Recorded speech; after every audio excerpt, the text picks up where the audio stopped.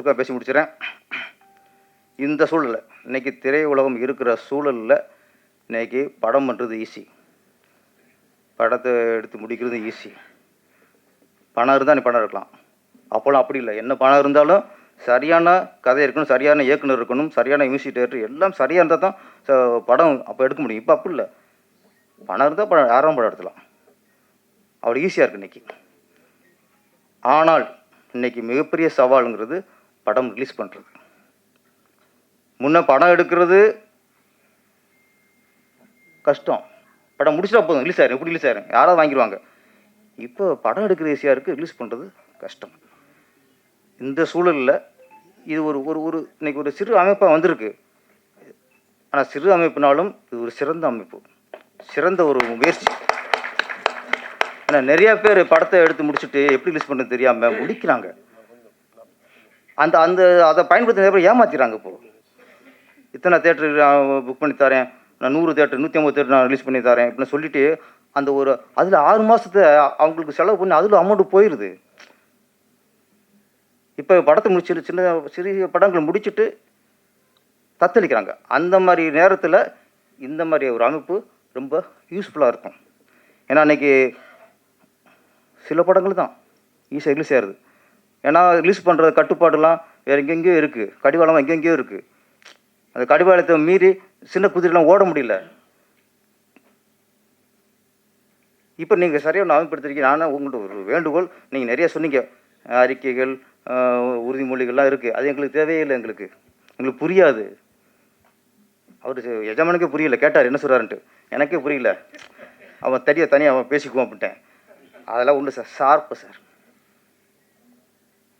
படம் எடுத்து முடிச்சிருக்கும் சிறிய படங்கள், அந்த படங்கள் நீங்கள் இந்த அமைப்புகள் பாருங்கள். எத்தனையோ 150 பேர் இருக்குல்ல, இந்த குழு படத்தை பாருங்கள். நீங்கள் அதுக்காக சரியில்லை படத்தை தான் எடுத்து வேணாம். அதில் உண்மையிலே எத்தனையோ நல்ல படம், தரமான படங்கள் இருக்கும், நல்ல படங்கள் இருக்கும். அதை நீங்கள் எடுத்து இந்த விற்பனை மூலமாக ரிலீஸ் பண்ணுங்கள். இதுதான் நீங்கள் இப்போதைக்கு சினிமாவுக்கு பண்ணுற மிகப்பெரிய சேவை. நீங்கள் அந்த மாதிரி ஒரு நல்ல படங்கள் எடுத்து ரிலீஸ் பண்ண ஆரம்பிச்சிங்கன்னா ஆட்டோமேட்டிக்காக உங்களை நம்பி 10 பேர் படம் பண்ணுவான் சார்.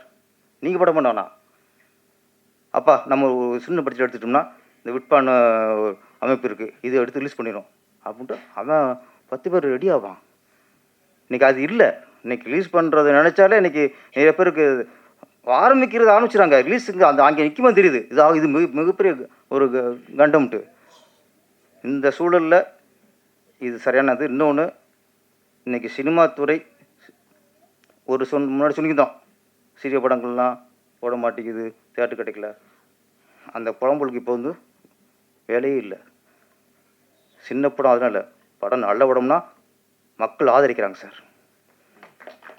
நீ படம் சரியாக எடுத்தால் அவன் சரியாக சப்போர்ட் பண்ணுறான் சார். நம்ம ஆசைக்கு படத்தை எடுத்துகிட்டு என் பையன் ஹீரோ, என் தம்பி டைரக்டரு, என் மாமா என் மச்சான் மியூசிக் டைரக்டர் படம் எடுத்தீங்கன்னா ஏன் பார்ப்பான்? படம் எடுங்க.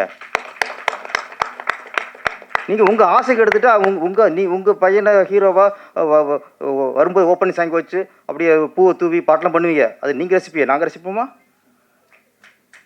உங்கள் குழந்தை திமுறா பேசும்போது அதை நீங்கள் மழலை நீங்கள் ரசிப்பீங்க, நாங்கள் அப்படி பார்க்க மாட்டோம். என்ன குழந்தை என்ன பிள்ளை இப்படி வளர்க்குறாங்கன்னு நினைப்போம்.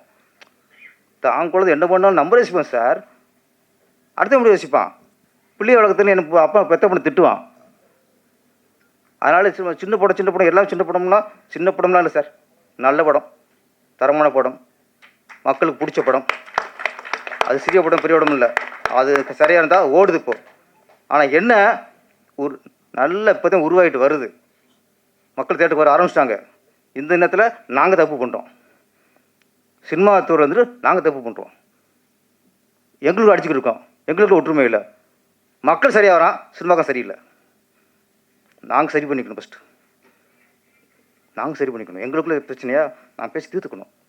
என்ன கவலைன்னா, நல்ல இப்போ தான் சினிமா ஒரு ஆரோக்கியம் வர நேரத்தில் ஒரு சின்ன பிரச்சனைகள். இதை நான் இன்னாரும் சொல்ல, எல்லாரும் பொறுப்பு தான். பெப்சியும் பொறுப்பு, தயாரிப்பாளரும் கவுன்சிலும் பொறுப்பு, சாம்பரும் பொறுப்பு, நடப்பு சங்கம் பொறுப்பு. எல்லாம் கூடணும் சார். இல்லை ஒன்று கூட்டி பேசணும். சினிமாவில் இன்றைக்கி டேக்ஸ் மட்டும் எத்தனையோ கோடி போய்கிட்டு இருக்கு. சென்ட்ரல் கவர்மெண்ட்டுக்கும் ஸ்டேட் கவர்மெண்ட்டுக்கும். அவங்களும் பொறுப்பு. நீங்கள் படம் ஓடிச்சுன்னா டேஷ் மட்டும் கொடுக்கணும் வாங்கிக்கிறீங்கள, எங்களுக்கும் நாங்களுக்கு ஒரு பிரச்சனை இருக்குல்ல, யார் வருவா? கவர்மெண்ட் உள்ளே வரணும். அது உங்கள் பொறுப்பு சார். எங்கேயாவது ஒரு சட்டம் ஒழுங்கு சரியில்லை, எங்கேயாவது பிரச்சனை, ஒரு திருவிழாவில் பிரச்சனை, ஒரு ஒரு ஒரு ஒரு மீட்டிங்கில் பிரச்சனைனா உள்ளே வர்றாங்களா கவர்மெண்ட்டு? என்ன பிரச்சனை கேட்குறாங்களா? சினிமாக்குள்ள பிரச்சனை கவர்மெண்ட் கேட்கணும். நாங்கள் வந்து கோரிக்கை வைக்கணும்னு நினைக்காதீங்க, நீங்கள் கேளுங்க. நீங்கள் பிரச்சனை எம்ஜிஆர் சினிமாவில் சின்ன சலசலப்பா என்னன்னு கேட்பாரு. பிரச்சனை ஜெயலலிதா அம்மா சினிமாவில் எதனா அவங்க கூட்டு கேட்பா, என்ன பிரச்சனை கேட்பாங்க. கலைஞர் அவர்கள் அரசியல் எந்த அளவுக்கு நினைச்சாரோ அதை விட பல மணி சினிமா நினைச்சவர். அவர் சினிமாவில் வந்து ஏதாவது பிரச்சனை அவர் கூட்டு கேட்பார், என்னப்பாச்சு என்ன பிரச்சனை பேசுங்க சார் ப்ளீஸ். பெப்சியில் வந்து எத்தனை 2 லட்சம் பேர் இருக்காங்க நம்பி, 23 கிராஃப்ட், ஒவ்வொருத்தரும் எத்தனை குடும்பத்தில் எத்தனை உறுப்பினர் இருக்காங்க.